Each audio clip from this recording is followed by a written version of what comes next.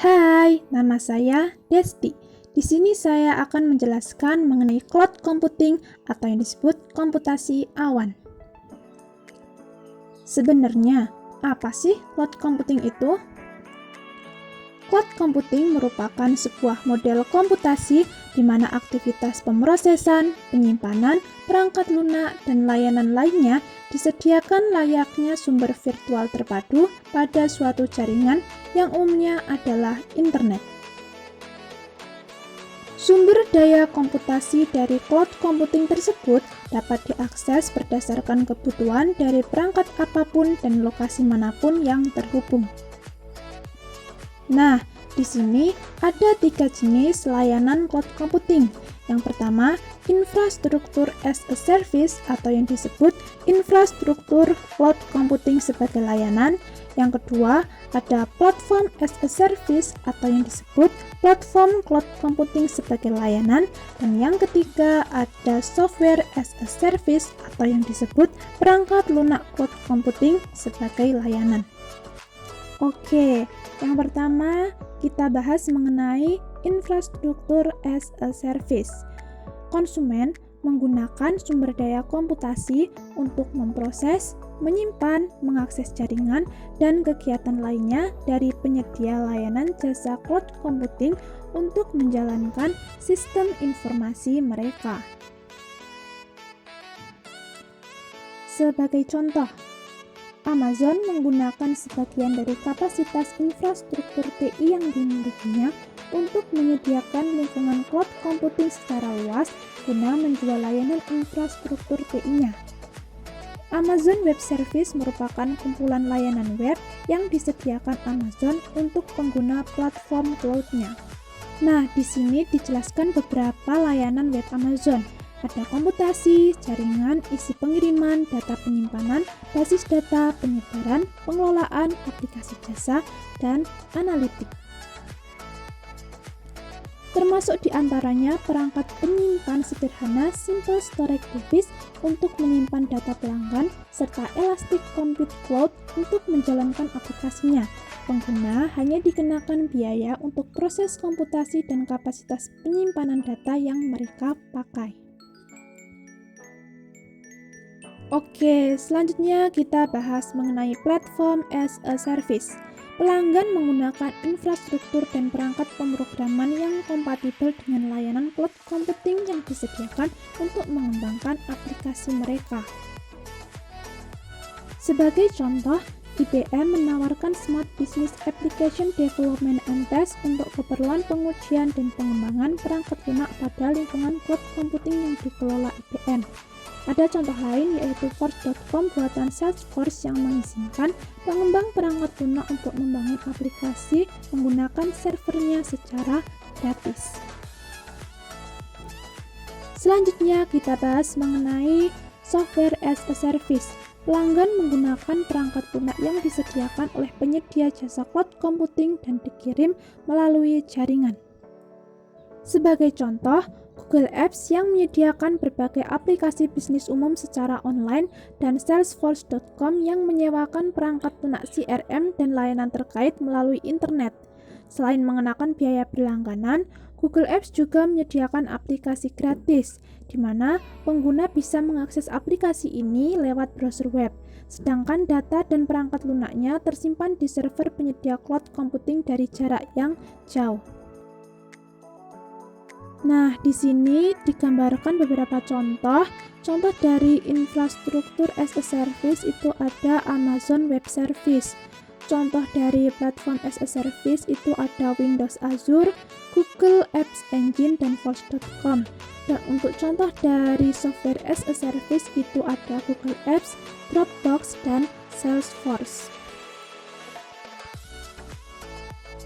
Nah, di sini digambarkan mengenai cloud computing, di mana ada layanan platform yang terdiri dari blok penyimpanan, komunikasi jaringan, identitas pengelolaan, dan server konten. Ada juga layanan aplikasi yang terdiri dari isi pengelolaan, perusahaan perangkat lunak, kolaborasi lingkungan, dan proses pengelolaan, serta ada layanan infrastruktur yang terdiri dari sumber daya komputasi, jaringan pengelolaan, dan penyimpanan. Cloud computing dapat bersifat pribadi atau terbatas, bisa juga bersifat publik atau umum. Oke, kita bahas mengenai public cloud, di mana public cloud ini dimiliki dan dikelola oleh perusahaan penyedia layanan cloud computing seperti layanan web dari Amazon yang tersedia untuk khalayak umum dan kalangan industri. Nah, ini merupakan contoh gambar dari public cloud. Oke, sekarang kita bahas mengenai private cloud. Private cloud ini dioperasikan secara menyeluruh untuk sebuah perusahaan. Ia mungkin dikelola oleh sebuah organisasi atau pihak ketiga secara on-premise. Perangkat lunak tersebut diinstal dan dijalankan oleh suatu perusahaan secara langsung, atau off-premise. Perangkat lunak tersebut diinstal dan dikelola oleh suatu perusahaan dari jarak jauh. Sama seperti halnya public cloud, private cloud juga mampu mengalokasikan kapasitas penyimpanan, daya komputasi, ataupun sumber daya lainnya secara mulus guna menyediakan sumber daya komputasi yang sesuai dengan kebutuhan. Perusahaan yang mendambakan sumber daya TI yang fleksibel dan model layanan cloud computing yang mengontrol keseluruhan infrastruktur TI mereka akan tertarik menggunakan private cloud ini. Dan ini dia contoh gambar dari private cloud. Nah, ternyata cloud computing itu juga memiliki kekurangan. Yang pertama, sampai pengguna diizinkan untuk menyimpan data mereka secara lokal di PC atau perangkat pribadi mereka, tanggung jawab terhadap penyimpanan dan pengendalian data itu berada di tangan penyedia jasa cloud computing. Yang kedua, beberapa perusahaan itu terkadang cemas terhadap risiko keamanan yang berkaitan dengan mempercayakan data dan sistemnya yang penting kepada pihak luar yang jelas-jelas merupakan perusahaan lain. Yang ketiga, perusahaan berharap sistem mereka itu dapat diakses setiap saat. Yang keempat, pengguna itu tidak ingin mengalami kerugian bisnis apapun apabila infrastruktur penyedia layanan cloud computing mengalami kegagalan. Dan yang kelima, pengguna menjadi bergantung pada perusahaan penyedia jasa cloud computing. Namun, tren menyebabkan perusahaan untuk beralih dari pemrosesan dan penyimpanan menggunakan komputer-komputer mereka ke dalam beberapa bentuk infrastruktur cloud computing.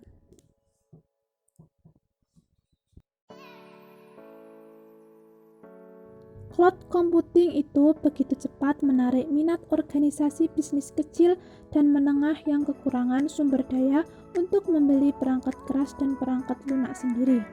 Bagaimanapun, perusahaan-perusahaan besar memiliki investasi yang besar pada sistem yang kompleks dan layak untuk mendukung proses bisnis yang unik, dan beberapa di antaranya memberikan keuntungan strategi. Penghematan biaya pada saat beralih ke cloud computing tidak selalu mudah ditentukan, terutama bagi perusahaan besar yang telah memiliki infrastruktur TI-nya sendiri.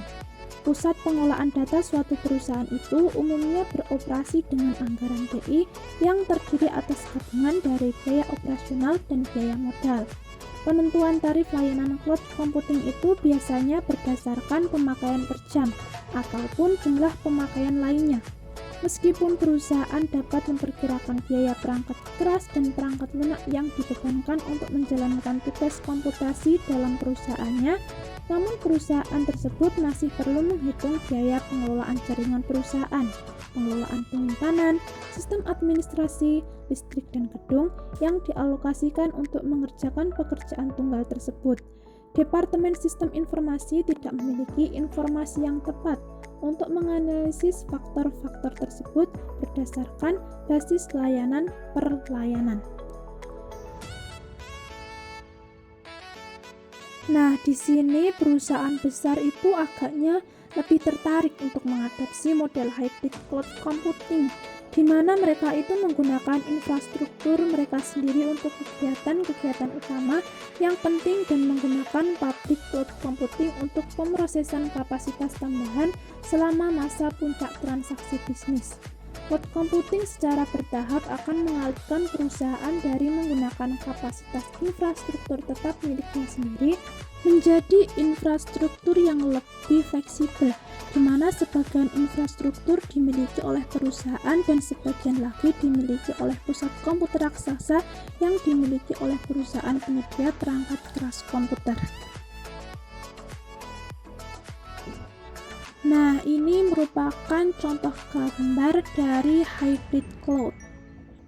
Nah, sekian dulu pembahasan kita kali ini mengenai cloud computing. Jika ada kurang lebihnya, saya mohon maaf. Thanks for watching. Sampai jumpa di lain waktu ya.